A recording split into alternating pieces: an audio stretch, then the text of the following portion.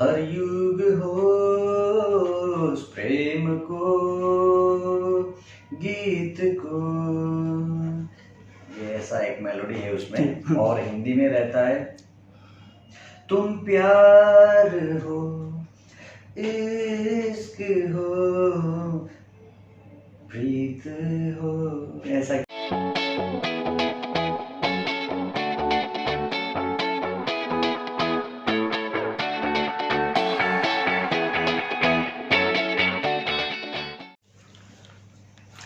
आज फिल्मी संगम चैनल पर हमारे साथ नेपाल के सुपरस्टार प्रदीप खड़का जी हैं। प्रदीप ने 2015 में नेपाली फिल्म ठुल्लो मंचे से अपने करियर की शुरुआत की थी। उसके बाद उन्होंने प्रेम गीत 1, प्रेम गीत 2 की, और अब वो प्रेम गीत 3 लेकर आ रहे हैं। इस फिल्म की खासियत यह है कि ये एक पीरियड फिल्म है और हिंदी में भी रिलीज हो रही है। तो आइए हम प्रदीप खड़का जी से बातचीत करते हैं। प्रदीप खड़का जी, फिल्मी संगम चैनल पर आपका स्वागत है। Thank you so much. सबसे पहला सवाल एक ये बनता है कि ये अभिनय का चस्का आपको कैसे लगा? फिल्म मेकिंग में आने की वजह क्या थी? क्या आपके घर में कोई आर्टिस्टिक माहौल रहा है? मेरे घर पे मीडिया फिल्म से दूर दूर तक किसी का नाता नहीं रहा है अभी तक, लेकिन मेरी मम्मी कहती थी कि मैं जब बहुत छोटा था तब से मैं उनसे पूछता था कि ये टीवी के अंदर कैसे जाते हैं लोग, ये अंदर कैसे दिखाई दे रहा है। बहुत छोटा था जब, और फिर बाद में जब मैं थोड़ा समझने लगा तब भी मैं बहुत सी हिंदी कंटेंट से बहुत इन्फ्लुएंस थी, उधर है अभी भी। जैसे कि छोटे होते वक्त, जब छोटे थे तब वो शाका लाका बूम बूम आती थी, और बहुत सी कार्टून्स आती थी, और हातिम सोनपरी ऐसे आते थे। बाद में रामायण महाभारत देखते थे, और चंद्रकांता, इस तरीके के कंटेंट्स देखने पर लगता था कि ये कैसे हो रहा होगा, ये कैसे चल रहा है ये सब चीज़। और फिर थोड़ा बड़ा होने पर पता चला कि फिल्म क्या होती है, और जाकर के शाहरुख सलमान सर की पिक्चर्स देखने लगे। अभी जब और भी डिजिटलाइज हो गए तब जाके हम नवाजुद्दीन सिद्दीकी सर, मनोज बाजपेयी सर, इन सब के कंटेंट देखते हैं। तो कहीं ना कहीं वो जो एक आइडेंटिटी की खोज थी, वो मुझे फिल्मों के जरिए, ऑन स्क्रीन के जरिए मिल रहा था। तो मेरे ख्याल से वो आइडेंटिटी की सर्च और वो हिंदी सिनेमा की, हिंदी कंटेंट की इन्फ्लुएंस की वजह से आज मैं यहाँ पर आया। तो आपने अभिनय की करियर को शुरू करने से पहले कोई खास तरह की तैयारी की, कोई ट्रेनिंग ली? मैंने ऐसे इंस्टीट्यूशनल एकेडमिक क्वालिफिकेशन की बात करते हैं तो मैंने मास्टर्स की है, एमबीए किया हुआ है मार्केटिंग पे। और अगर आर्ट्स की बात करते हैं, मतलब जिस फील्ड पे मैं हूँ, तो उस पे मैंने ऐसा एक्टिंग क्रैश कोर्सेज तो लिए बीच में जाके, लेकिन करियर की शुरुआत पे मैं 2 साल नेपाल टेलीविजन पे एज ए प्रोग्राम मैनेजर काम करता था। तो वो जब मैं मतलब सर्च कर रहा था कि क्या कर सकता हूँ, क्या मिलेगा, तो उस वक्त मैं एज ए प्रोग्राम मैनेजर 2 साल काम किया रियलिटी शोज पे। तो मेरे ख्याल से वो बिहाइंड कैमरा जो काम किया मैंने, जो प्रोडक्शन की नॉलेज है, वो कहीं ना कहीं काम पे आ रही है आज के दिन तक। तो आपके एक्टिंग करियर की शुरुआत कहाँ से कब हुई थी? कैसे पहली फिल्म मिली थी? हाँ, जब +2 के बाद जब मैं बैचलर्स ज्वाइन जब मैंने बैचलर्स ज्वाइन करी, तो मुझे वो एक चांस मिला कि नेपाल टेलीविजन पे as a program manager behind screen काम करने का। हालांकि मेरा इंटरेस्ट तो ऑन स्क्रीन का था, मुझे एज एंकर टीवी पे आना था, जो मेरे बचपन से मैंने जो सपना देखा था टीवी पे अपने आप को देखने का, लेकिन मुझे वो नहीं मिला। तो मैं बिहाइंड स्क्रीन काम करने लगा। काम करते करते मुझे वो प्रोडक्शन की नॉलेज हो गई, और थोड़ी बहुत 1-2 म्यूजिक वीडियोस पे मैंने काम करने लगा। और जाकर के मुझे एक फिल्म की डायरेक्टर ने मुझे मेरे दिमाग में डाल दिया कि बाल बढ़ाओ, मैं तुमको एक फिल्म में ले रहा हूँ। तो मैंने और 1-2 साल मैंने बाल बढ़ाए, वो सब प्रिपरेशन की, डांस की, एक्टिंग का क्लास लिया, लेकिन उन्होंने वो मुझे फिल्म पे काम नहीं, मैं उनका जस्ट एज एन असिस्टेंट काम करने लगा था। तो 1 साल के अंदर मुझे क्या पता चला कि जिस तरीके से टीवी पे मैं जो रियलिटी शो वीकली बेस पे काम कर रहा हूँ, उसी का थोड़ा लार्जर वर्जन स्क्रिप्टेड फॉर्मेट पे मैं 1 साल लगा के, या फिर बोलो 6 महीने के अंदर एक फिल्म प्रोजेक्ट कर रहा हूँ। तो मोरलेस सिमिलर लग रहा था मुझे प्रोडक्शन के पॉइंट ऑफ व्यू। तो मैंने एक कंपनी रजिस्टर कर दी, प्रदीप मीडिया प्राइवेट लिमिटेड करके, और मैं उस वक्त 21 साल का था। और मैंने 2 पिक्चर बनाई, ठुलो मान्छे और स्केप करके। स्मॉल बजट थी, 25-30 लाख में, इंडिपेंडेंट अपनी टीम खड़ा करके, एक स्टूडियो की कोलैब के साथ। और होते होते वो स्केप रिलीज हो गया। स्केप रिलीज होने जब हुआ था उस वक्त मेरे प्रेमित का प्रोड्यूसर, उन्होंने वो ट्रेलर वगैरह देखी थी। फिल्म तो फ्लॉप हुई लेकिन उनकी नज़र में मैं पड़ गया, तो उनके तरफ मैं जुट गया और प्रेमित 1 बन गए। तो प्रेमित इतना बड़ा सक्सेसफुल रहा, प्रेमित इतना बड़ा हिट रहा कि आज तक मैं उसके साथ जुड़ा हूँ। तो जो आपकी पहली फिल्म जो थुल्लो मंचे, उसका क्या हुआ? वो मेरा प्रोडक्शन हाउस से प्रोड्यूस किया हुआ फिल्म था, लेकिन उसमें मैं as a on screen actor नहीं काम कर रहा था, उसमें मैं जस्ट एज अ प्रोड्यूसर था। चलो, प्रेम गीत ने आपको स्टार बना दिया, ऐसी क्या खास बात थी इस फिल्म में, या आपके अंदर क्या लगा लोगों को? मेरे ख्याल से ना नेपाली फिल्म 50-60 साल से बन रही है, हिंदी फिल्म 100 साल से ऊपर हो रही है, और ग्लोबल सिनेमा की बात करते हो तो 150 साल से ऊपर हो रहा होगा। तो 150 साल पहले जो पिक्चर बनती थी और आज जो पिक्चर बन रही है उसमें टेक्नोलॉजी बहुत डिफरेंस है, उसमें कहानी, बहुत सी कहानी देख चुके हैं हम उस वक्त, लेकिन एक चीज़ उस वक्त और आज में एक चीज़ नहीं बदली, वो है इमोशंस। 150 साल पहले जब वॉइस नहीं थी तब भी हम इमोशंस पोर्ट्रे करते थे, और आज के ज़माने में जब एनिमेशंस के थ्रू या फिर बोलो कोई भी पिक्चर बनाती है, लेकिन ह्यूमन इमोशंस की ही बात कर रहे हैं ना। तो मुझे लगता है कि प्रेम गीत में भी वही इमोशन थी, जो चीज़ हमने उसकी एसेंस पकड़ के, प्रेम गीत 1 बहुत बड़ी अच्छी हिट गई वो इमोशंस की वजह से, तो वो एसेंस को पकड़ के प्रेम गीत 2 बनाई, और आज तक वो प्रेम गीत 3 तक हम वो इमोशंस को कैरी करते हैं। ह्यूमन इमोशंस की ह्यूमन इमोशंस ही सबसे बड़ी स्ट्रेंथ है हमारी फिल्म की। जहाँ तक मेरी जानकारी, प्रेम गीत 1, प्रेम गीत 2 हाँ जी, का कोई सीक्वल नहीं है, प्रेम गीत 3 कहानी बहुत अलग है। हाँ जी। फिर इसका नाम प्रेम गीत 3 ही क्यों रखा गया? हमने भी ये बात सोची थी कि प्रेम की टाइटल क्या रखते हैं, क्योंकि 3 के रखने पर लोगों को लग सकता है कि ये सीक्वल है या फिर प्रीक्वल है या कोई सीरीज का पार्ट है। हमें फिर लगा कि प्रेम गीत ही रखते हैं, लेकिन फिर यूट्यूब या फिर कहीं भी कंटेंट पे सर्च करने पर प्रेम गीत 1 की कंटेंट इसको ओवरशैडो कर सकती थी। फिर लगा कि एक नई टाइटल रख देते हैं, तो फिर लगा कि अगर नई टाइटल रखेंगे तो हमें अपनी पॉकेट ऑडियंस जो है उनको कन्विंस करने में टाइम वेस्ट हो जाएगा कि ये पिक्चर है, ये पिक्चर है, तो नई ऑडियंस के पास जाने में टाइम है। तो फिर सोचा कि ठीक है, प्रेम गीत 3 कहने पर हमारी इनिशियल जो हमारी पॉकेट ऑडियंस है 1 और 2 की, वो तो आ ही जाएंगे, और फ्राइडे सैटरडे के बाद जब वर्ड ऑफ माउथ जाएगी, जब लोगों को पता चलेगी कि ये, और हम प्रमोशन के फेज में भी ये बात बता सकते हैं, सबको जानकारी दे सकते हैं, और ऐसा नहीं कि ये किसी ने अभी तक किया नहीं। हिंदी सिनेमा भी बहुत से ऐसे पिक्चर्स है जो बस एसेंस को पकड़ के, जैसे कि कॉमेडी जनर या फिर बोलो लव रोमांस जनर, कोई भी जनर के एसेंस वो टाइटल के साथ एसोसिएट करके जा सकते हैं ना, तो ये थोड़ा इजियर अप्रोच लगा और बेटर अप्रोच लगा हमको। चलिए, प्रेम गीत 3 की जो कहानी है उसके सिलेक्शन आपकी कितनी भागीदारी थी, और इस कहानी में आपको क्या खास बात नजर आई?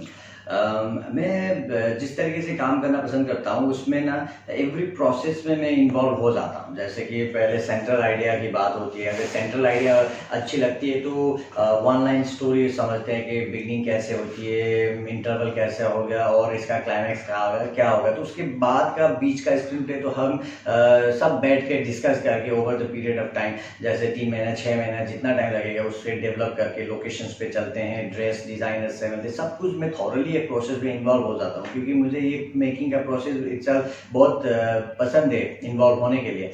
जैसे कि प्रेम गीत 3 में देख सकते हैं मैं 2 साल से यहीं पे पोस्ट प्रोडक्शन पे इन्वॉल्व होके मिक्सिंग तक और मास्टरिंग तक मैं इन्वॉल्व हूँ, पोस्टर डिजाइनिंग से लेकर के सब कुछ में।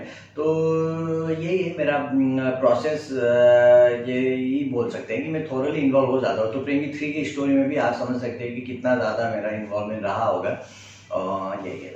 प्रेम गीत 3 है क्या?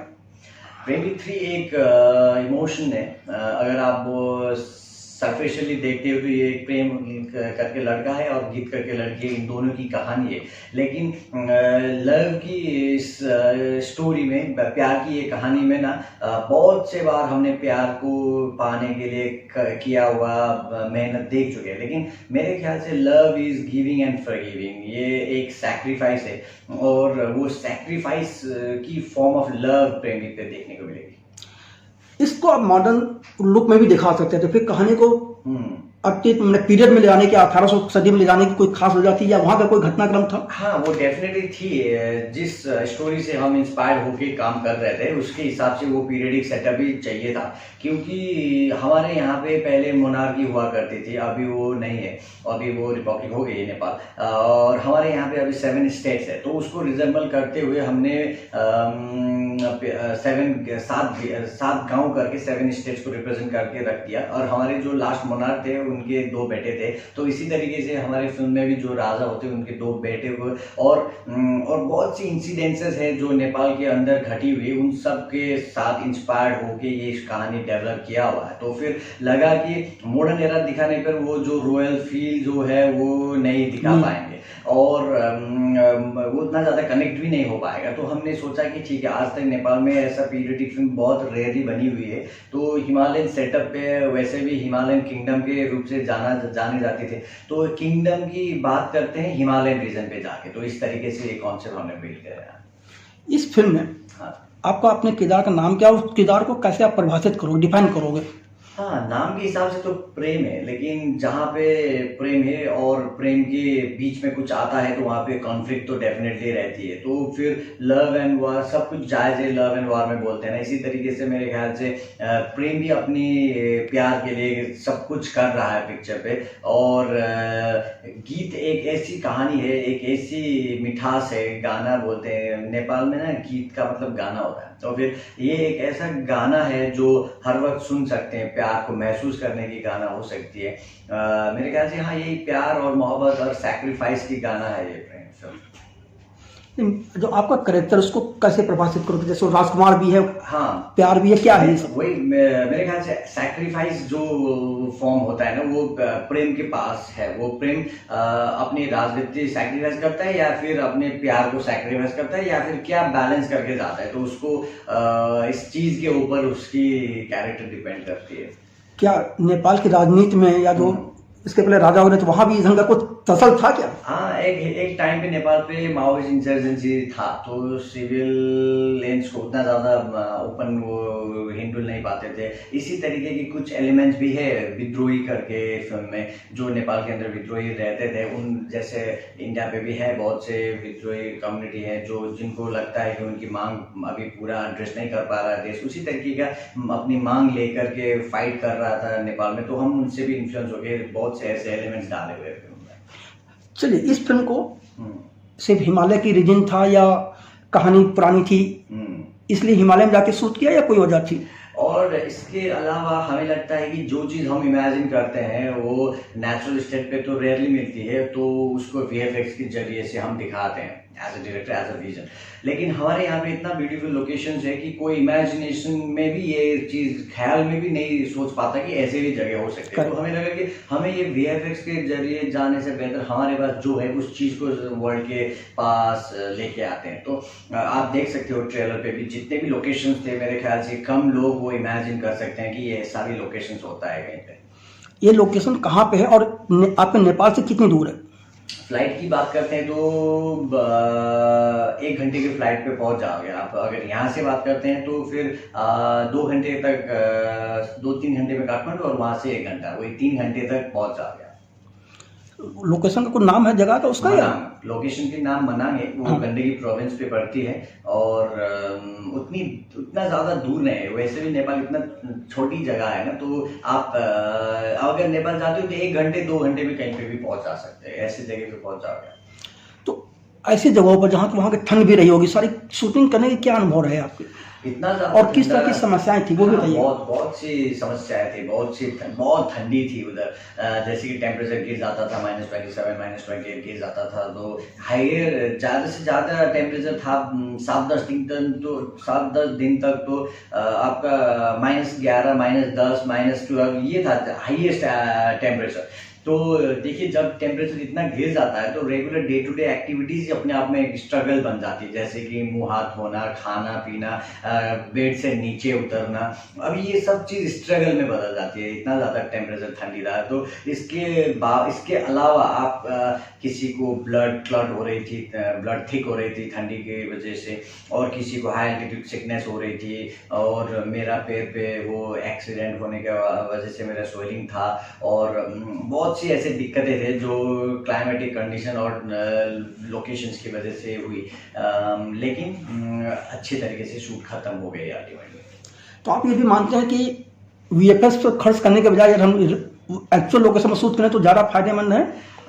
वीएफएक्स की यूज़ हम कर सकते हैं एक कहीं कहीं पे, जैसे एक्सटेंशन के पार्ट पे, रिमूवल के पार्ट पे, लेकिन ओवरऑल पूरा सीजीआई करना हमारी जैसे बजट वाली इंडस्ट्री में थोड़ी मुश्किल ही है, क्योंकि इसमें बहुत से मैन पावर, बहुत से मैन आवर लगती है ना, तो ये हमारे लिए नेक्स्ट टू इम्पॉसिबल। लेकिन हिंदी सिनेमा के लिए उतनी बड़ी बात नहीं हो सकती जहाँ पे इतना ज़्यादा इन्वेस्टमेंट होता है। इसके बावजूद हिंदी सिनेमा में बहुत सी कमी कमजोरियाँ दिखाई देती है जब वीएफएक्स की काम किया हुआ फिल्म देखते हैं ना, तो मेरे ख्याल से इतना ज़्यादा पैसा है इस तरीके के वीएफएक्स आर्ट वर्क पे खर्चा करने से बेहतर हम ऑन लोकेशंस पे शूट करके उस पर ज़्यादा मेहनत कर पाए, तो वो इमोशन को डिस्ट्रैक्ट करने से हम बचा सकते हैं। बिल्कुल सही। एक चीज़ और है कि ये आपकी पहली फिल्म है जिसको आपने हिंदी में डब किया। हाँ जी। ये इरादा किसका था और उसके कैसे आपको लगा कि हिंदी में प्रवेश किया जाए? जी, हमेशा से नेपाल में एक बातचीत होती रहती है कि कैसे मार्केट को ग्रो करें। हमारी मार्केट छोटी है, कम बजट है हमारी प्रोडक्शन की, इसलिए क्योंकि हमारी रिटर्न कम है, तो हमेशा से हम सोचते थे कि कैसे बढ़ा सकते हैं। तो जब से साउथ फिल्म हिंदी पे डब होके आने लगी तो हमें भी कहीं ना एक आशा पलाने लगी, आशा लगने लगा कि हमारे यहाँ पे 100 पिक्चर बनती है साल में, इसमें से 8-10 फिल्म फेस्टिवल पे जाती है, जैसे कांस, भूषण, वो इस और 2-4 फिल्म है जो मास इंटरटेनमेंट बन सकती है, जो हिंदी पे डब होके सैटेलाइट या फिर ओटीटी पे आ सकते हैं। थिएट्रिकल रिलीज का हमें उतना कॉन्फिडेंस नहीं था, इसीलिए हम आ गए थे। 3-4 साल से ये चल रहा था लेकिन टाइम नहीं मिल रहा था। फिल्म 3 खत्म होने के बाद हमें कोविड की वजह से होल्ड होना पड़ा, तो 2-4 महीने के बाद हमें लगा कि अभी ये तो बहुत बढ़िया टाइम है, तो चलते हैं, देख जाके एक्सप्लोर करते हैं। तो पहली दफा मुंबई आए हम कोविड की फर्स्ट वेव के बाद, आके सबसे मिले जुले, सबको हमने रिक्वेस्ट किया, तब जाके स्पार्कलिंग स्टूडियोज और रियल्टर्स स्टूडियोज के ऑनर सुभाष काले सर ने हमें सपोर्ट किया, और 1.5 साल के अंदर ये सब कुछ ऐसे कंप्लीट होके रिलीज के उस पे है। तो ये हो गया, मतलब थॉट था 3-4 साल पहले से, लेकिन अटेम्प्ट अब की बार किया है। तो आपको लगता है कि अब आप एक बहुत बड़ी मार्केट में पहुंच गए हैं? पहुंच नहीं गए, अभी लेके आए हैं। मेरे ख्याल से अभी अगर प्यार मिल जाता अपने आप में, ये एक बड़ी बात है, क्योंकि हमारी पिक्चर यहाँ तक आ सकती है तो हमने एक मैसेज भी कन्वे कर दिया है हमारी इंडस्ट्री को कि अगर आप भी अच्छे काम करते हो तो आप भी पहुंच सकते हो। अगर पहुंचने के बाद दरवाजा खुलता है या नहीं खुलता है, रास्ता हमने खोद दिया है, अब इसको पिच करना है, ढलाई करना है, इसको और ज़्यादा मजबूती करना है, इसको चौड़ा कराना है, ये बाकी हमारे लोग कर लेंगे।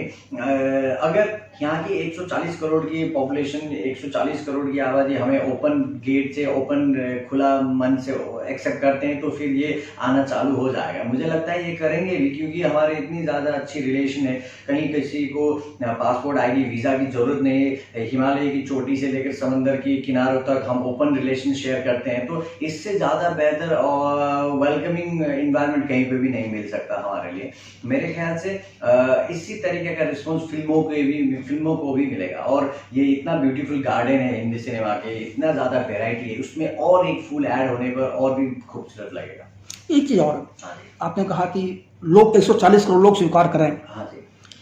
पिछले कुछ दिनों से आप भारत में कई जगह घूम रहे हैं, कई शहरों में फिल्म के प्रमोशन सिलसिले में आपकी बहुत से लोगों से बातचीत हुई होगी। क्या फीडबैक मिली आपको? वो तो हमें उतना ज़्यादा कॉन्फिडेंस नहीं था कि हमारे यहाँ पे कितने ऑडियंस हो सकते हैं, या फिर बोलूँ कि ऐसा मार्केटिंग करके थिएट्रिकल रिलीज करना जायज होगा या नहीं। लेकिन GUFO जैसे कंपनी और स्पार्कलिंग के सुभाष सर, प्रशांत सर, इनको हमारे फिल्म के ऊपर कॉन्फिडेंस था कि इसका ऑडियंस है, इसको ऑडियंस मिलेगी, तो हम तो उनकी कॉन्फिडेंस के साथ चल रहे थे। लेकिन जब ऑडियंस के पास पहुंचे, जब हम सिक्किम, दार्जिलिंग से शिलोंग, इधर देहरादून और मुंबई, दिल्ली के टूर करने लगे, तो हमें भी एक एहसास हुआ कि अच्छा यहाँ पे अच्छी कंटेंट की डिमांड है, यहाँ पे लोगों को अच्छी पिक्चरें देखनी है।